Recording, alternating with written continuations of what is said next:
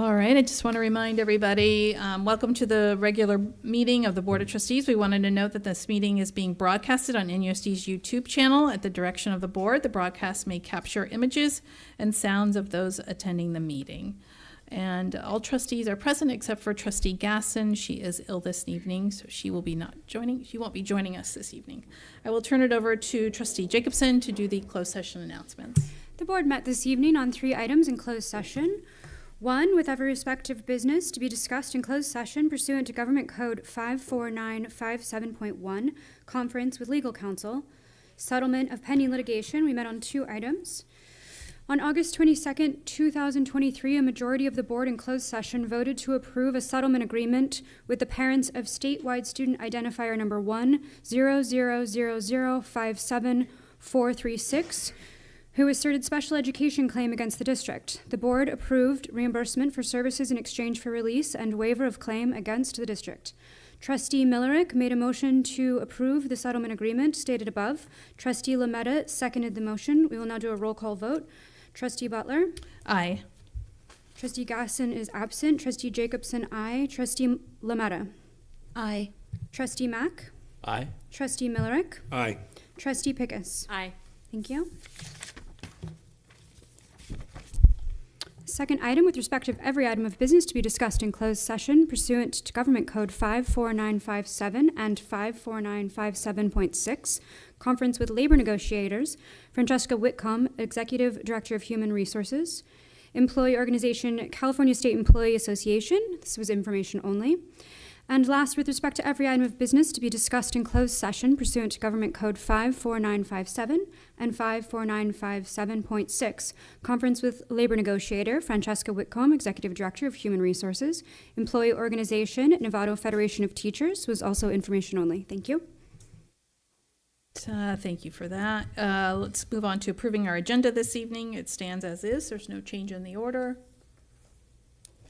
Anybody? I'll move to approve the agenda. Oh, sorry. I'd like Next one. You'll second it? Okay, so we have a first by Trustee Mack and a second by Trustee Lametta. All those in favor? 6-0-1 absent. All right, our consent agenda this evening. Any trustees want to pull anything? Trustee Lametta? President Butler, I'd like to pull consent item 12F. Okay, we'll pull that. Anybody else? There is a revision at your table for 12F. It's a minor revision within the MOU. It's on page 5, I think it is, if I'm not mistaken. Just changing out, putting in NUSD instead of another school district that might have been put in there by accident. Okay. So if there's no other, just 12F is the one that's being pulled by Trustee Lametta. I need approval of the consent excluding that. I'll move approval of the consent agenda excluding item 12F, all Okay. other items included. Thank you. Second by Trustee Jacobson. All those in favor? 6-0-1 absent. All right. Trustee Lametta, do we want to, I can move that to the end of discussion. Are you good with that? Okay, we'll just do that. Announcements. Trustee Miller, do you have any announcements this evening? I had the opportunity to meet our entire NUSD team yesterday morning, and I got, a free sweet roll and a cup of coffee out of the deal. It's great. Thanks. Great. Trustee Pickus.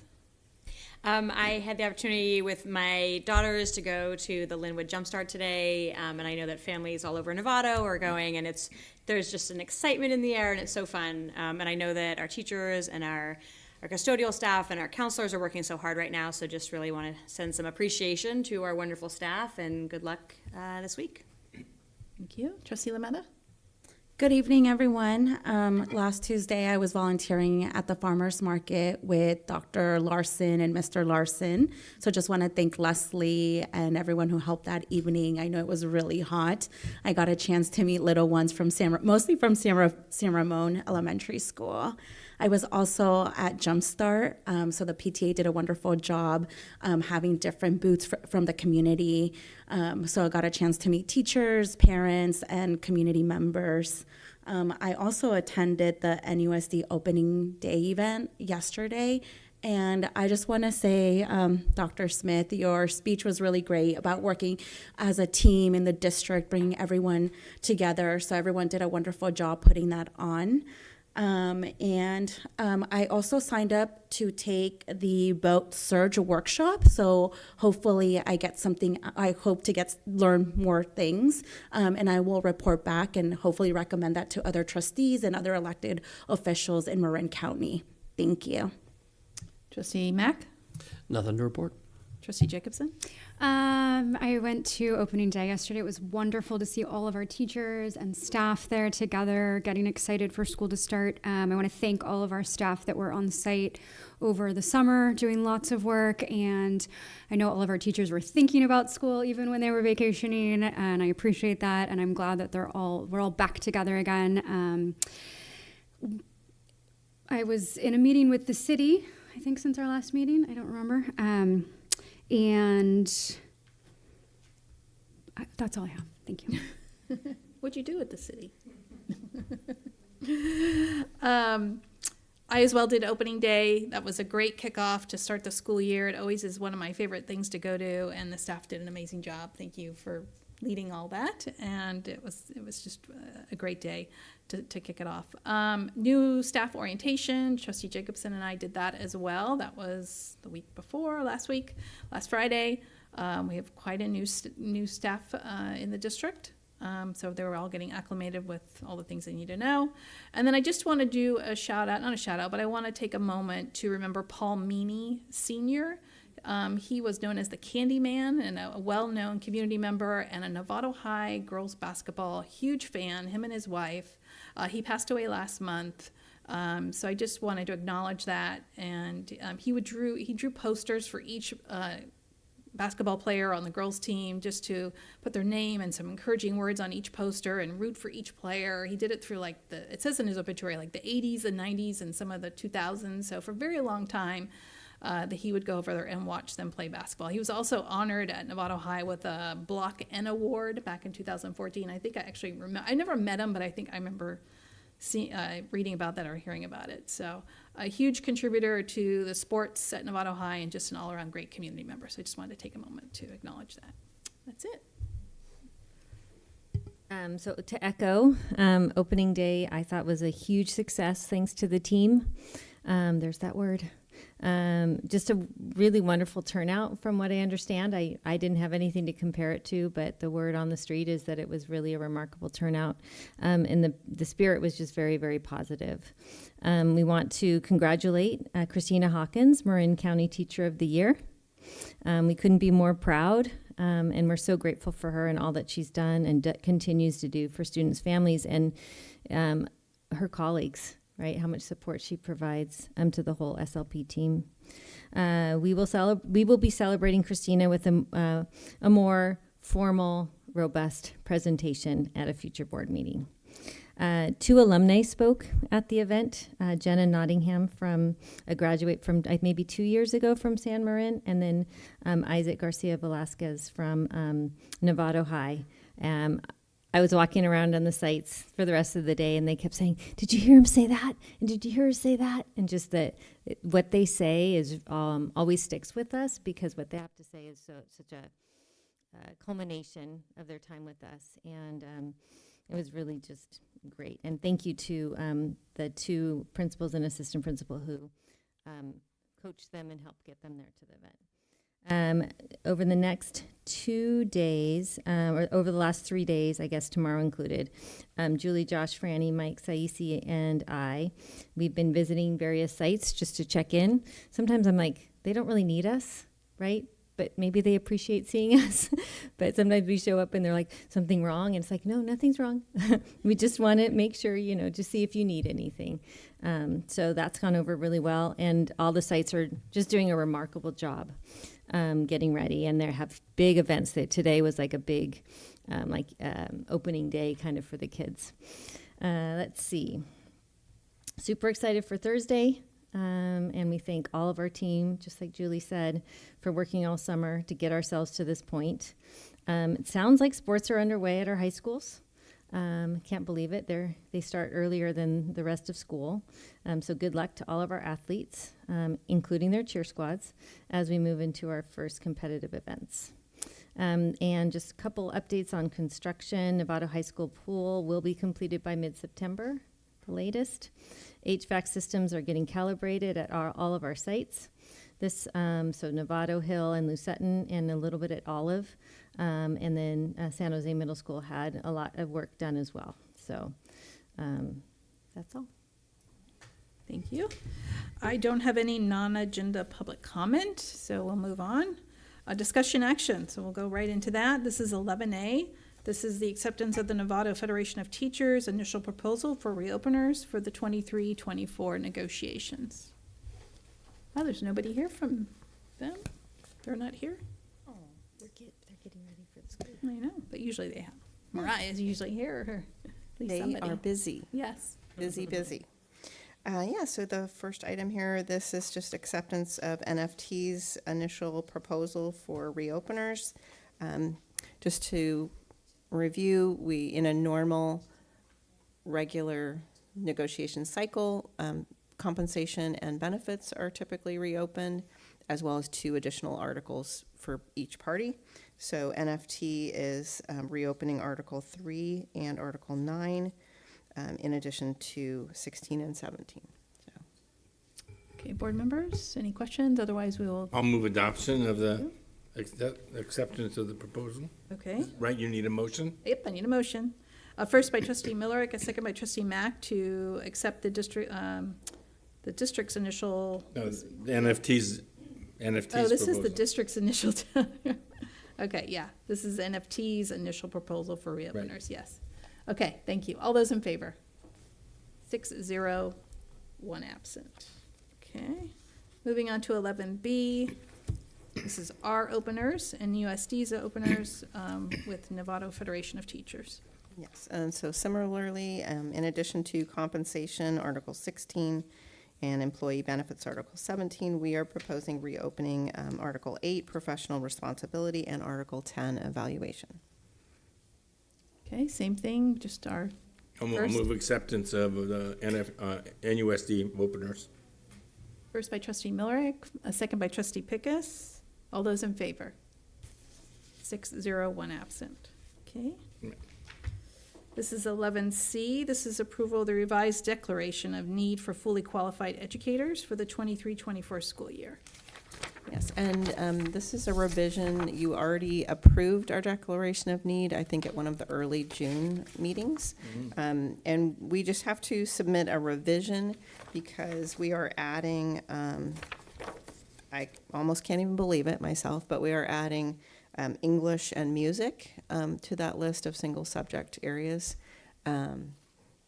just because of the number of candidates and having folks that we really want to hire that don't have a full credential yet. So that's what we're doing, and we have to have this on file with the commission in order to apply for those emergency permits for our staff.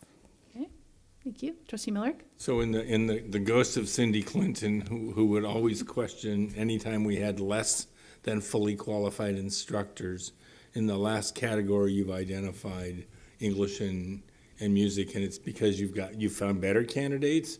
Why would explain to us why you're asking for the exception? Yes, because Why it's better for the district? in our pool of candidates, there was not a fully credentialed person. That always has to be our priority in our recruitment process, and we have to actually, part of this declaration is we have to show and document our recruitment efforts to find a fully credentialed teacher.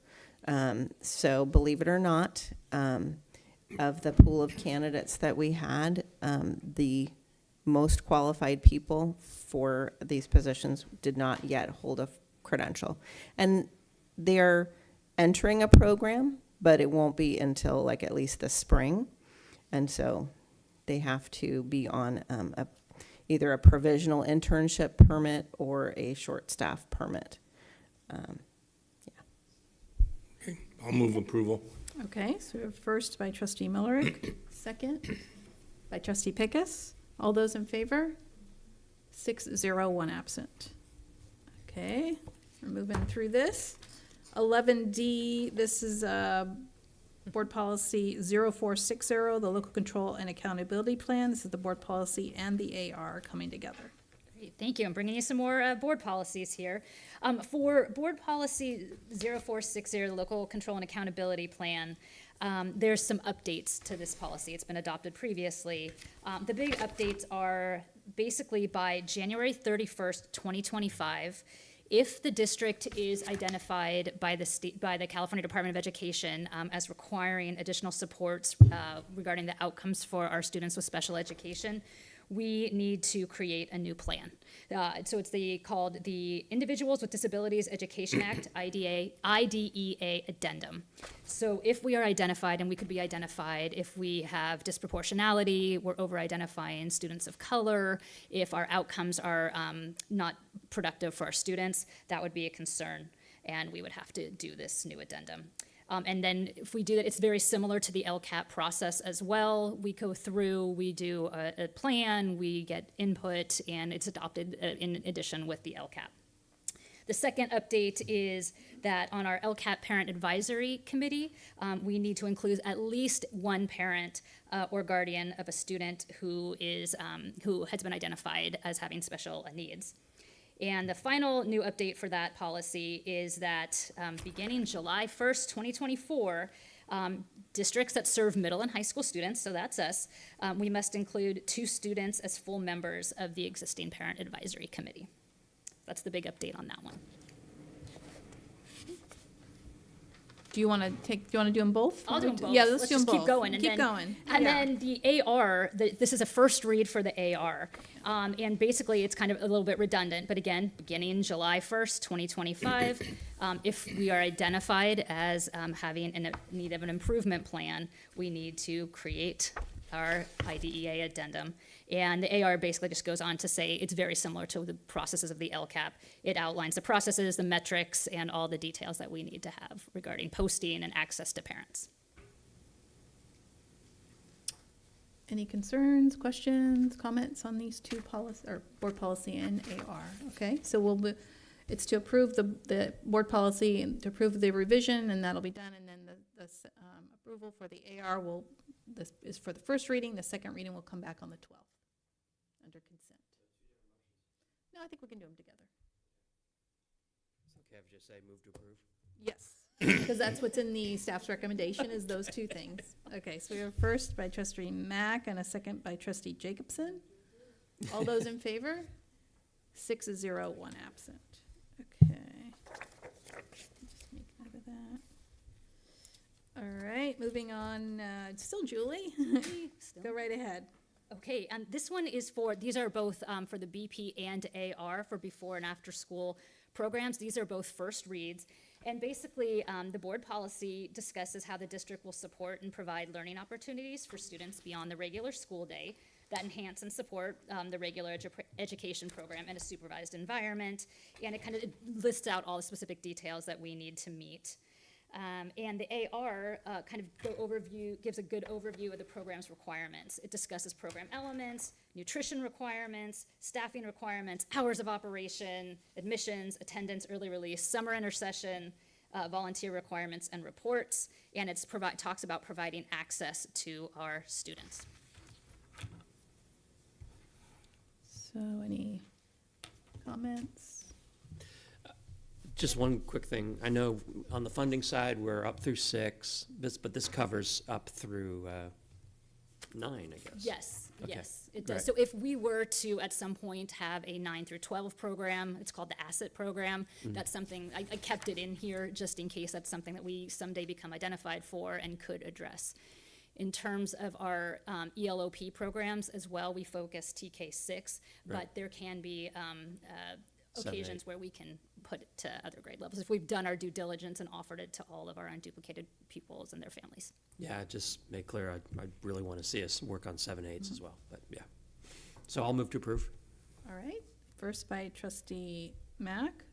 I'll second and like to make a comment. Okay, go right ahead, second by trustee Miller, and then comments. On page number 1, paragraph 1, 2, 3, 4, 5, 6, 7, it says a family fee may be charged to participating families based on the actual cost of service.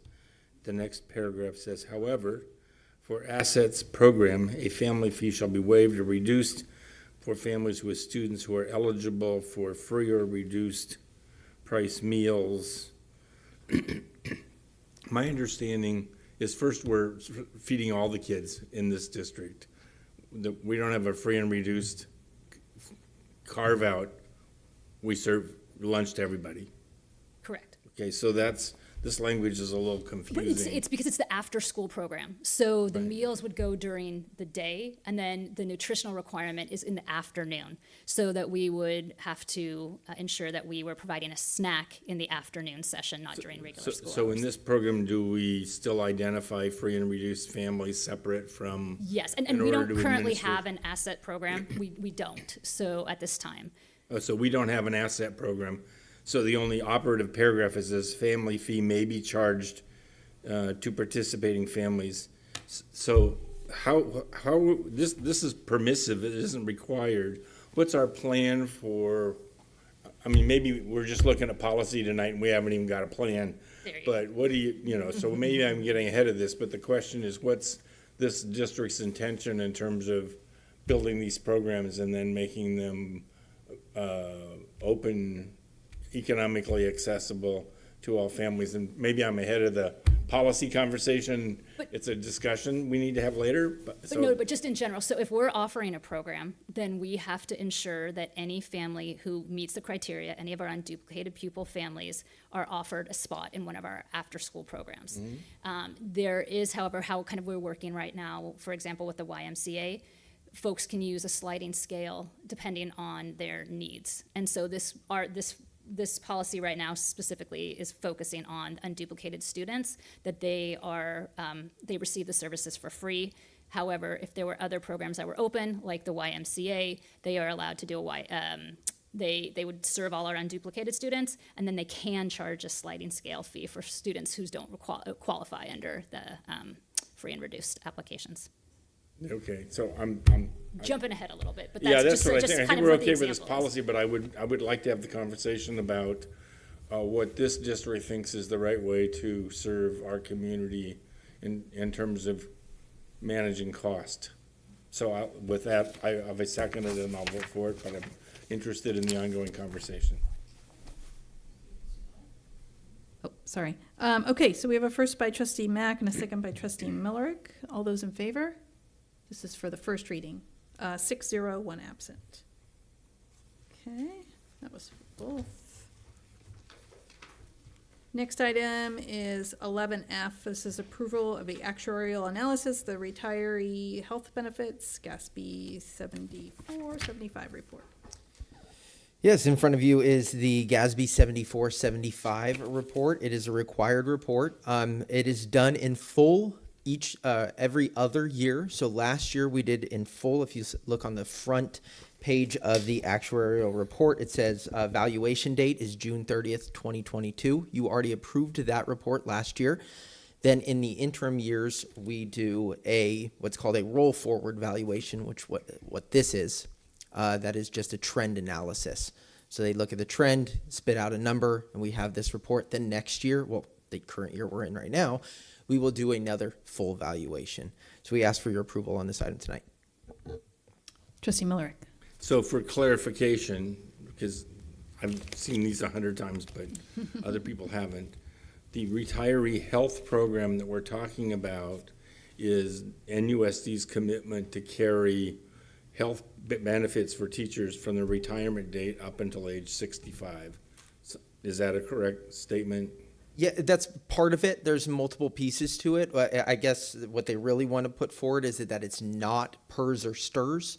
It's any sort of other, well, it's technically OPEB, other, I forget what the P is now, other post-employment benefits. Right. So correct, one of So those, that is one of them. It's $1 million liability. Yes. Which actually, in terms of our $100 million district, is small numbers, and we've funded it with ongoing funds. We do a pay-as-you-go Right, model. A Yeah. pay-as-you-go model. What's different and what's in the news every year, every month, every week, is that the STRS and PERS retirement programs that covers employees of school districts and state employees over their life are contributions that are somewhere between 20% of their salary every year up to bigger numbers, like you can tell me the number, 40%, I think in some cases. And that number is huge, and that number affects our overall budget, because when we employ somebody for, I'm gonna use at $10,000, there's an extra $4,000 that goes towards their retirement program that we have to pay. That's a huge number, and that affects state politics, and that's billions and trillions of dollars, not a single $1 million. Yeah, And so I that is wanna make not, sure that is not this. Yes. That's not this, that's the point. This is the little toy in the discussion. The big discussion is the state didn't properly set aside enough money in the 90s and the 2010s, and so now the rates that they're withdrawing from school districts is a really high rate compared to private sector. Absolutely. And maybe somebody else can add clarification, but this always gets read wrong by somebody and thinks that we have a big problem. We don't have a big problem. We have a well-contained, well-managed small problem. I'll add one more line to that. This is also not a bill. Nobody is charging us $1-something million. This is just a valuation. This is money we're gonna have to pay over future years. Yeah, so it's not something that comes out of this year's budget. So thank you very much for the report. If you want a motion, I'll make a motion, but it's a small issue, it's not a big issue. So I'll move approval, Okay. if that's useful. First by trustee Millerick, second by trustee Jacobson. Any further questions, comments? Seeing none. All those in favor? 6-0, 1 absent. Thank you.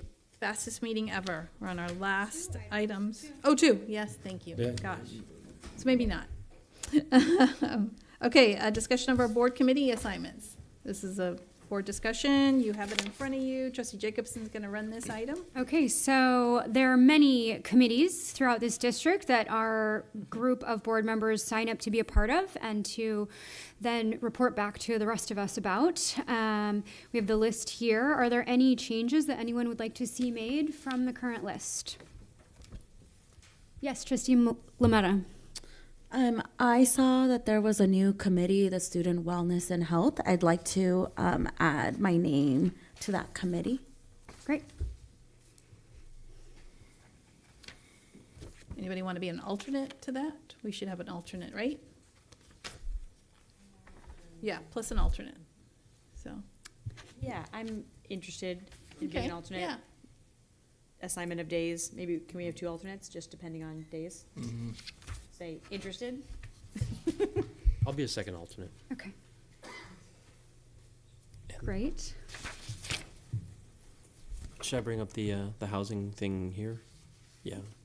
Just like to put my name on there as well, but I understand that we have multiple people, so. So we have an Education Workforce Housing Committee. Trustee Butler and myself are on that committee. We have room for one more board member, as our previous board member is no longer a board member. That was Mr. Nell. So Trustee Gasson has asked to be part of that, and it was sort of a first come, first serve, I think, with this. So we're gonna list her, and then Trustee Mack can be listed as the alternate. Yep. Great. And then I have a change. I'm not going to be able to be the main point of contact for Independent Citizens Bond Oversight Committee. Would anyone like to take that opening? I would love to. Oh, thank you. And we will need an alternate as well, if that's of interest to anyone. They meet 4 times a year to look at. Great, I'll Trustee serve as an alternate. Millerick, thank you. Thank Let me you. know if you can't make it. Yep. Yeah, I might take you up on that. Travel. Any other items from this list? Okay, well, that's good. Looks like everybody's happy with what they have. We'll go from there. Okay, so Ellen will revise this and send out a fresh copy to everybody. Okay, so this is just I don't think we need to take any action. This is just Yeah, no, we don't need to take action on this, right? You don't think so? Okay, good. All right, so let's move to trustee Lametta pulled item 12F. This is the school resource officer, the MOU between the city and Nevada Unified. Okay. So, thank you, President Butler. Sure. So on our last meeting, June 13, we talked about we got a presentation on SROs, and it was informed to the board that numbers were decreasing, the amounts of times that we had called SROs. And I was happy to see those numbers. One thing that that doesn't sit well with me is that we're adding a second SRO, and I understand that it's to support our campuses 5 days a week. But what I would like to see, if the numbers are decreasing, like it was reported, I'd like to see their presence less on our campus. A few months ago, a parent had called me, and this student, whenever they saw an SRO on their campus, they felt triggered. So I was concerned for Black and brown children on our campuses, and also I believe there was a survey made a few years ago, and the disparities of them not feeling safe was kind of a concern for me. So that's just kind of where I was coming from with this MOU, and I hope to basically think creative ways of safety on our campuses. I know that SRO ended the San Rafael City Schools ended their program in September of 2020. So just trying to figure out what they did to end that program and the successes that they have done in the last couple of years to think about safety in a different way. Appreciate your comments on that, your perspective. Thank you. Okay, is there any other further comments on this? Trustee Millerick? So this district, in response to these concerns, has a North Bay security, which is they wear a common set of clothes, but it's not a uniform. They don't carry a firearm. They don't have the right to arrest. They don't carry legal authority, the color of law or whatever that's described. They are significantly different in terms of their authority and capability, and we've had processes to be clear. We used to have SROs sitting in IEP meetings, which has nothing to do at all with anything to do with the law. It was just misuse of, somebody was misguided. We fixed that. There's probably more things to be done, but the issue of separating law enforcement authority from discipline, from campus management, which in my view is primarily owned by the principal and the classroom instructor. If there's a problem, it's the classroom instructor that has to deal with it first. I think we've done some of that work in line of this. Maybe there's more that needs to be done. So I'm not arguing against this. I just want to get on the record that this is something that this community has thought about and has taken action to separate the role of police authority and policing from education. So I'm that's just background. I don't know if I'm supporting or not supporting your concerns or not. But Trustee Pickus? Yeah, maybe Dr. Smith, you could talk a little bit about this. The presentation that was made in the spring, my understanding was that the bringing on an additional resource officer was because a lot of what the first resource officer was doing, a lot of education work, and so there was still a need for some things on campus. But maybe you could speak to the need for another SRO actually being on our campus, as opposed to utilizing North Bay Security Services more as an option, right? Because it is somebody else coming in to provide support and security, but not in a uniform and not representing the law enforcement. We also have Mike Saisi here, so Mike, can you come up from? Sure. Yeah, you were here. You were presenting. You'll be able to present. So I can speak to that. So historically, we had 2 resource officers, and then it was reduced down to 1. Last year, Officer Hauser was our resource officer, and she was available 4 days a week, so Tuesday through Friday, but she was also at a lot of trainings. So there were a lot of days when a resource officer was not available. So if a school needed an officer, they had to call dispatch, and dispatch would send whoever was available to come over. This year, we're fortunate because we have 2 resource officers again, and there's always somebody available if an administrator needs to call to have a resource officer show up. Yes. Just for fun, can I ask, do the resource officers just show up on campus, or do they come if called? It is my understanding that they are going to show up when called. Okay. I'm meeting with Lieutenant Jacobs on September 5th to kind of outline how that's all going to look moving forward. I just met with Officer Hauser and Officer Antimo, the 2 resource officers, earlier this week. And they're bringing in a whole bunch of educational programs for parents and students. But that's stuff that's scheduled ahead of time that they're going to come in and do presentations. Okay, and I just wanted to also note that neither of these SROs are positions that are paid for by the district. Is that correct? Correct. Okay, thank you. Trustee Lametta. And Trustee Mack. Okay, Trustee Mack? I recognize this is a very sticky situation. There's a lot of angles that are all, I see them all, and it's very difficult for me to kind of form a really distinct position on it. One thing that is crystal clear to me, and Trustee Miller touched on it, is that our SROs, or really any police force, North Bay Security, anybody, should not be involved in any administrative functions, period. When I heard that SROs are pulling kids out of class for meetings, not good. And anyway, so that's where I'm coming from there. But the other side of it, I'm a parent, and I recognize that we got a lot of unfortunate incidents going on across our country, and we need some form of ready support, for one. But for 2, I think there's a lot of value in allowing our kids to have an easy way to interact with a police force that they can reduce the triggering issues, that they can work their way into it. We have to balance it, I get it, but for that reason, I really feel that the 2 is right. The numbers did go down, I get that, but that tells me that they're doing their jobs, and I don't want to watch it go back up again because we are not investing in it. So I do support this, but with very, very firm rules around it, particularly around, basically rules of engagement is what we talked about, and how stick to what they do, let the administrators do their job, and also when we have an issue, we have someone who knows the campus. We don't have some guy who's out on patrol somewhere, doesn't know the kids, doesn't know the campus, and stumbles into a situation, makes it worse. That's what's important to me.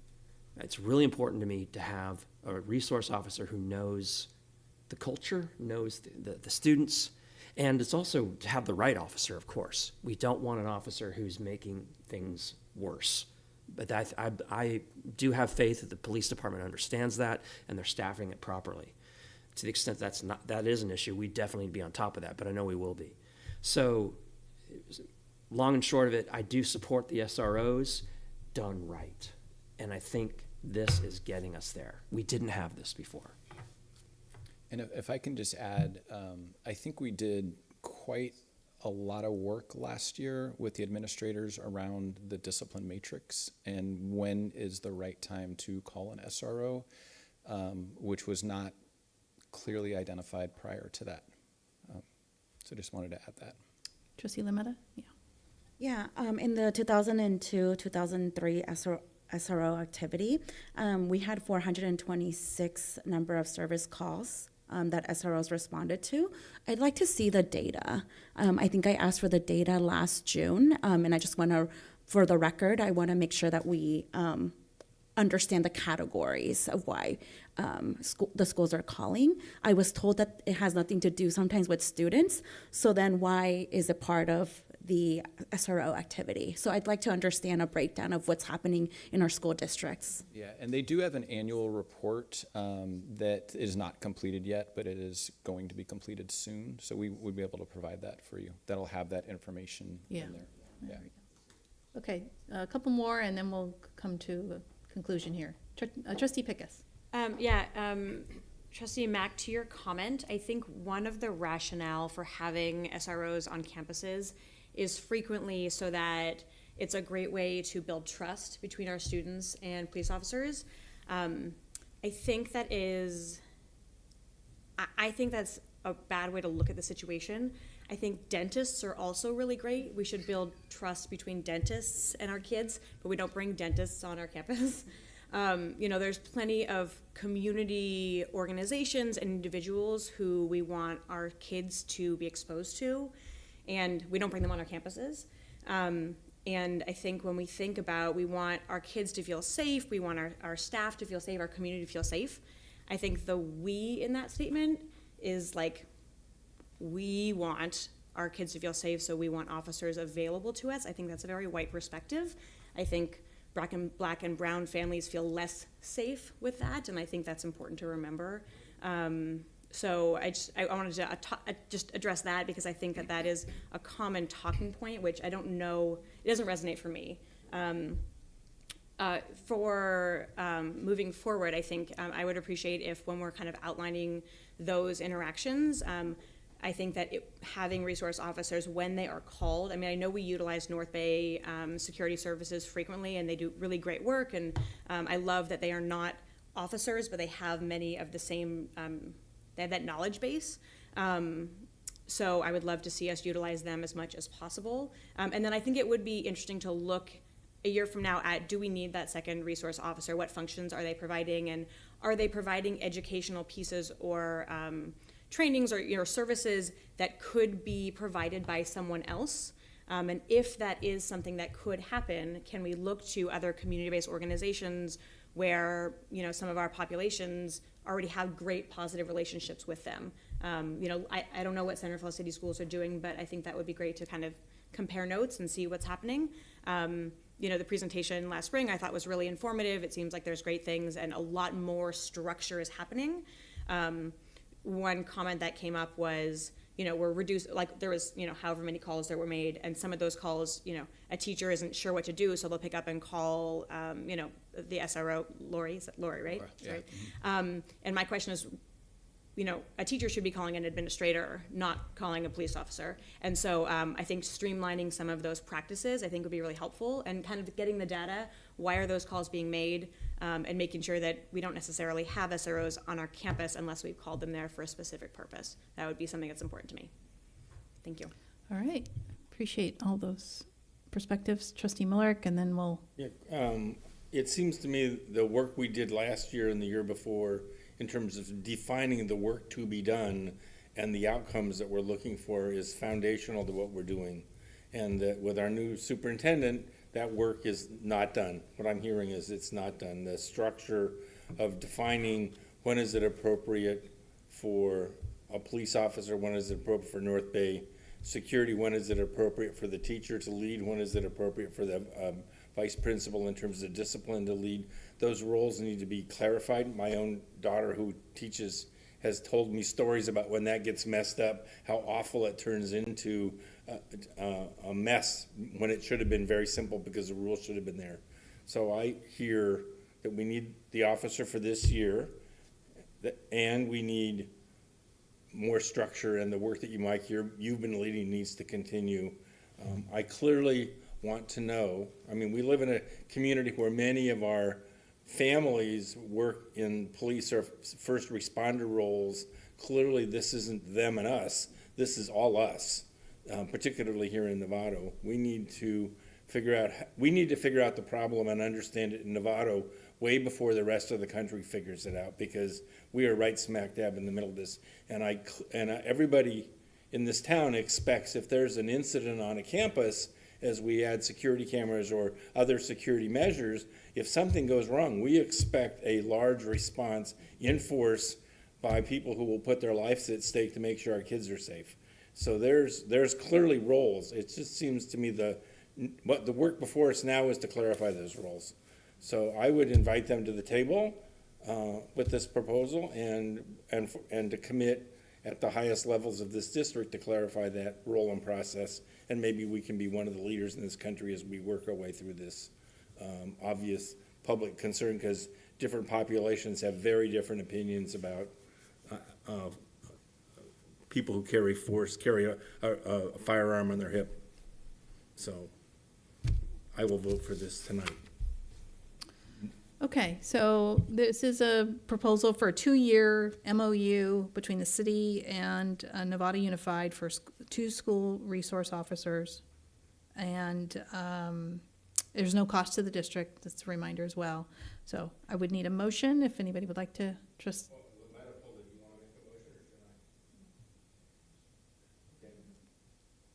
Okay, yeah, yeah, I was like, wait, I'm understanding no there. Okay, trustee Millerick is a first, and I'll go ahead and second it. and trustee Mack is a second. All those in favor? Those opposed? Okay, 5-1 and 1 absent. Thank you very much. Good conversation, board members, and hearing everybody's perspective. All right, our next regular scheduled board meeting is September 12th. Have a great first day of school, everybody. Hang in there. It's going to be wonderful. We have a great team, so let's keep that going. This meeting's adjourned.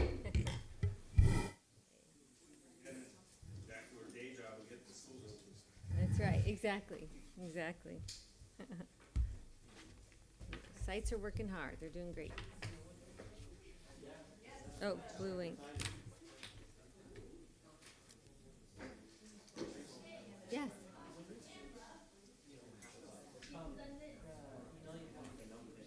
Yeah.